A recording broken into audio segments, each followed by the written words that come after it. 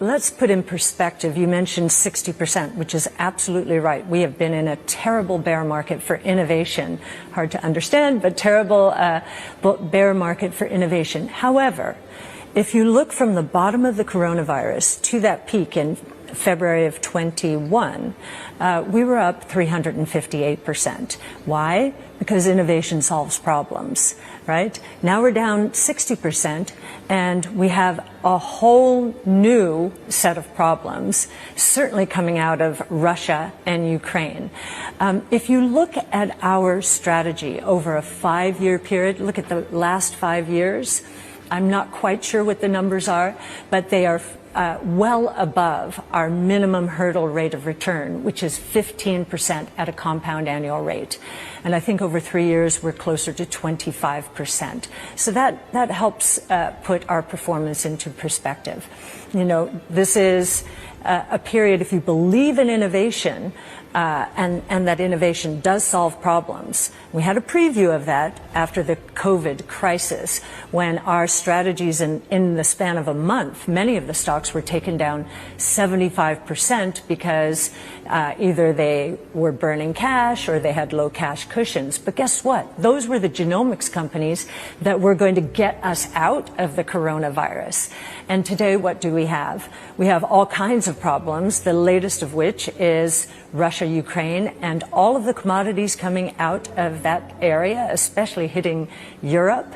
I think we're going to be looking at a lot of demand destruction and substitution into innovation. Electric vehicles, as opposed to gas-powered vehicles, would be the biggest one.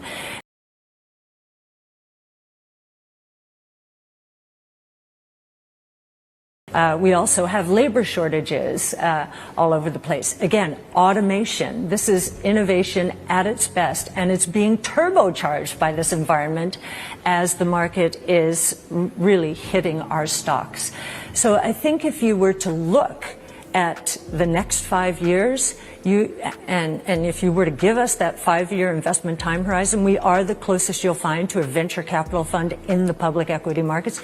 If you were to give us that 5 years, given our expectations for growth in these new technologies, I think we're going to see some spectacular returns. So what is the message to investors, though, who jumped on the ARK innovation bandwagon through the peak of the coronavirus, who are now looking at losses of around 50% through the course of the year? Pretty significant downside there and very hard to defend.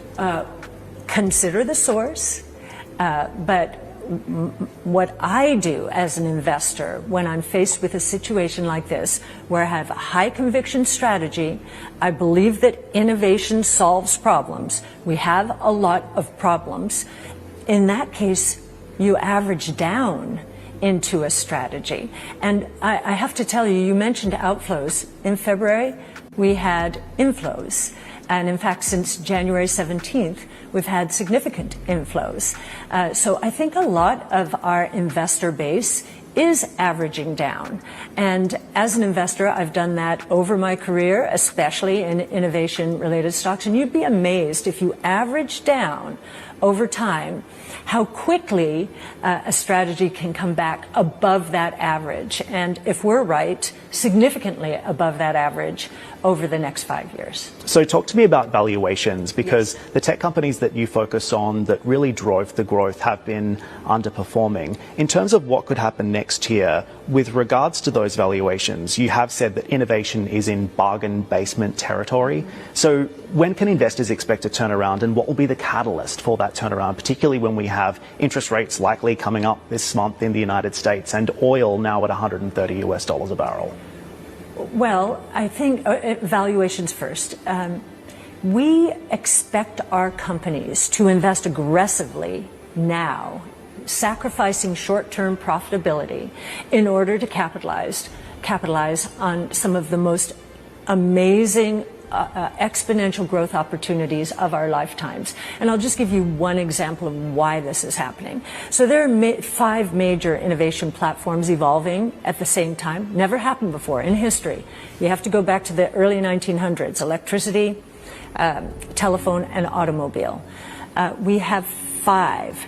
And what they're doing is converging. So we have one S-curve feeding another S-curve, feeding another S-curve. Take Tesla. We'll use that since we were so patient and we were right, totally right on that. That is the convergence. Tesla is the convergence of three of those major innovation platforms. Robotics, because autonomous vehicles, which is the next big leg of growth for Tesla, are robots.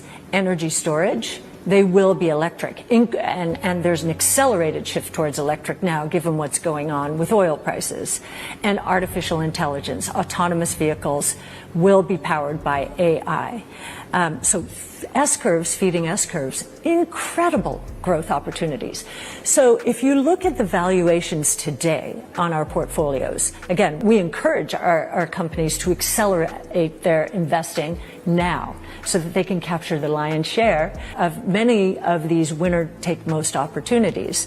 And so our valuations are roughly 85 times on this year if you take out the genomic stocks, which is a separate, distinct class here.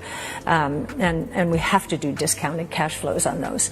But 85, and our assumption is that valuation will compress to 18 times on an enterprise value to cash flow, EBITDA point of view.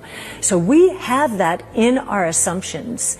And despite that, we have return expectations, the likes of which I have never seen in my career, higher than any time I've seen in my career. The last time we were anywhere near this was at the end of 2018, when we had a terrible fourth quarter that the entire market did.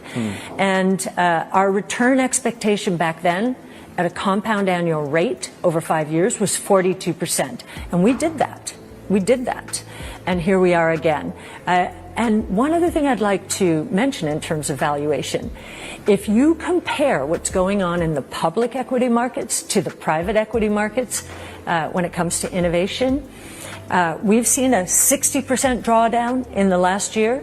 The private markets have seen a 20% increase as we have analyzed it through Crunchbase. So there's something wrong with that picture. I think the private markets understand that these opportunities, these 5 innovation platforms, are going to cause explosive growth opportunities. The public markets are filled with investors who are benchmark sensitive, right, especially during a drawdown. And so our stocks are not in the benchmarks. If you look at the S&P 500, for example, technology accounts for 28% of the S&P 500. Our overlap is 0.05. Those technology stocks are part of the success in the past. They are in the index because of past successes. Our technology stocks are going to be the future successes, and they will end up in the indexes. So, Cathie, sounds like the bull case is still very much intact, at least from your perspective. I wanted to ask you about some of the other markers in the market right now, particularly as it relates to the war in Ukraine. Have we seen peak market impact yet, and what should investors be focusing on here? It's very hard to say if we've seen peak market impact. I know the markets are getting hit today. Typically, the way we see the peak is through the VIX, the volatility index. And it has moved up. It's in the mid-30s. I'm not sure what this morning is. And the shock in 2018 and the one before that got us into the low 40s. Of course, the coronavirus got us to 80. But we're getting close to those cathartic moments in the past. I would be surprised if we do go to the coronavirus levels, because remember, people were expecting a depression. The whole world shut down. This is not that. This is going to cause a lot of problems from a purchasing power point of view. I think the risk of recession has gone up dramatically as purchasing power is dropping dramatically. In the U.S., the consumer saving rate already is down to levels we have not seen since 2013. So that buffer that the stimulus payments created during the crisis, that's gone. And so consumers are probably going to pull back. Sentiment suggests they will, and in some ways they already have. If you average over the last 3 months, this is U.S., consumption in real terms has been pretty flat. Okay, so you're seeing recessionary risks rising. Yes. With regards to the war in Ukraine, investors are also seeing finance being used as a weapon. Shouldn't that be more bullish cryptocurrencies and Bitcoin? It should. It should. It's been very interesting to watch crypto during this time period. If you look what role has it played, do you think? Well, I think that more and more individuals are seeking insurance policies against confiscation of wealth. Confiscation of wealth can come in the form of inflation or outright seizure in Russia, for example, and other economies. So since January 31st, now these numbers are changing quickly, and we calculated them last week, but the flight to safety that we've seen has been in 3 places. Certainly gold, that's up the most. Crypto is second, and the dollar, and of course long-term treasury bonds. So we're seeing those yields come down.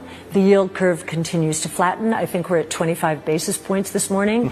We don't have very far to go before inverted, and that has typically been associated with a recession. Also, Cathie, with regards to what we're going to see when it comes to this month, likely Fed hike, 25 or 50 basis points, what does it mean for your portfolio construction moving forward? We have about a minute left. Sure.